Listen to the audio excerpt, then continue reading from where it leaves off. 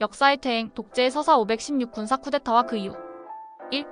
피로 얻은 자유 피 없이 무너진 민주주의 1960년 4월 19일 거리로 나선 학생들과 시민들이 이승만 독재 정권을 무너뜨렸습니다. 총칼로 고문으로 조작된 선거로 나라를 지배하던 자들이 민중의 손에 의해 끌려 내려온 날이었죠. 이날을 기점으로 대한민국은 민주주의의 문을 처음으로 열었습니다. 그러나 그 문은 오래가지 못합니다. 단 1년. 딱 1년 만에 이 나라는 다시 과거로 되돌아갑니다. 1961년 5월 16일 새벽 총칼을 든 군인들이 서울 시내로 진입했고 국회를 무력화하고 정부를 해산시키고 민주주의를 미숙하다는 이유로 짓밟습니다. 그들은 말했습니다. 우리는 혁명군이다. 부패한 정치를 몰아내겠다. 하지만 실상은 부패를 없애기 위한 혁명이 아니라 권력의 맛을 본 군인들의 정치적 야망이었습니다. 박정희 불운한 군인의 얼굴로 등장하다. 쿠데타를 주도한 인물 박정희 육군 소장.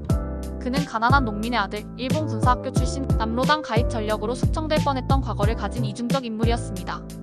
그는 군 내 소장파, 특히 648기 중심의 사조직 하나회를 규합하여 정권을 탈취합니다. 하지만 그는 단 한 번도 나는 권력을 위해 쿠데타를 했다고 말하지 않았습니다. 오히려 그는 이렇게 말하죠. 이 땅에 다시는 나 같은 불운한 군인이 나오지 않기를 바란다. 이 말은 겸손의 언어를 입은 야망의 선언이었습니다. 그는 불운한 군인의 탈을 쓰고 권력의 중심으로 돌진합니다. 3. 민주주의의 무대에서 도망친 이들. 우리는 종종 묻습니다. 왜 막지 못했을까? 그때 정부는 있었고 군대도 있었고 미국도 알고 있었습니다. 장면 총리는 어디에 있었을까요? 그는 쿠데타가 시작되자 수녀원에 숨어버립니다.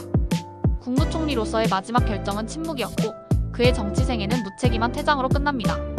그리고 윤보선 대통령. 그는 명목상 국가원수였지만 박정희를 막지 않았습니다. 오히려 장면 정부를 비판하고 쿠데타에 대해 침묵하며 실질적으로 승인합니다. 민주주의는 시민의 투쟁으로 열었지만 정작 권력을 쥔 이들은 도망쳤고 군홧발 앞에 무릎 꿇었습니다. 4. 총칼이 만든 정치국가재건최고회의.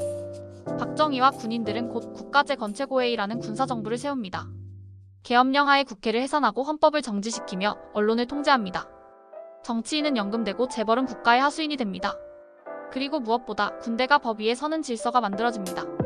이는 명백한 헌정 파괴이며 민주주의의 무력화였습니다. 하지만 당시 언론은 이렇게 보도합니다. 정의로운 군인들의 혁명, 새로운 시대의 출발. 그 순간부터 진실은 권력의 도구가 되고 민주주의는 체제의 껍데기로만 남게 됩니다. 군복을 벗은 박정희 민간의 옷을 입다. 1963년 박정희는 군복을 벗고 정치인이 됩니다.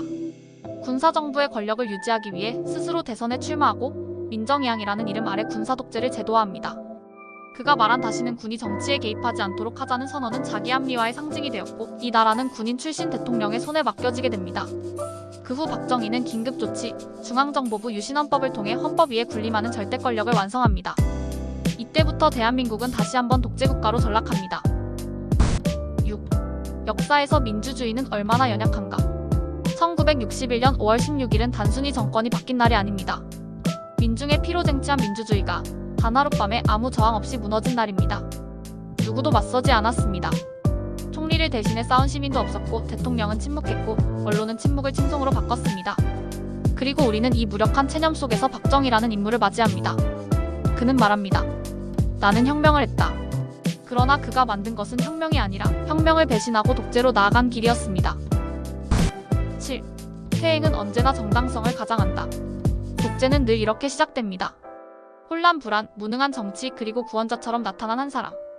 박정희는 군복 입은 영웅처럼 등장했지만 그가 가져온 것은 정치의 탈취와 민주주의의 거색 그리고 18년에 걸친 개인 숭배와 체제 통제였습니다. 그는 국가 발전을 외쳤고 경제 성장을 이뤘지만 그 성장의 배경은 침묵과 공포, 통제와 인권 탄압 위에 세워진 것이었습니다. 8. 끝맺음 잃어버린 시대 기억해야 할 질문. 오늘 우리가 516을 말할 때 단순한 역사의 전환점으로 말해선 안 됩니다. 그날은 민주주의가 졌고 권력이 이긴 날이었습니다. 시민은 외면당했고 권력은 강해졌습니다. 자유는 밀려났고 그 자리에 질서, 안보, 국가라는 이름의 감시와 억압이 자리를 잡았습니다. 그리고 그것은 아직도 여전히 우리 사회이면 어딘가에 존재합니다. 5월 16일 그날은 혁명이 아니라 역사의 퇴행이 시작된 날이었고 한 남자의 이름이 민주주의의 대체물이 된 날이었습니다. 우리는 그날을 기념하지 않습니다. 다만 기억해야만 합니다. 다시는 불운한 국민이 생기지 않도록.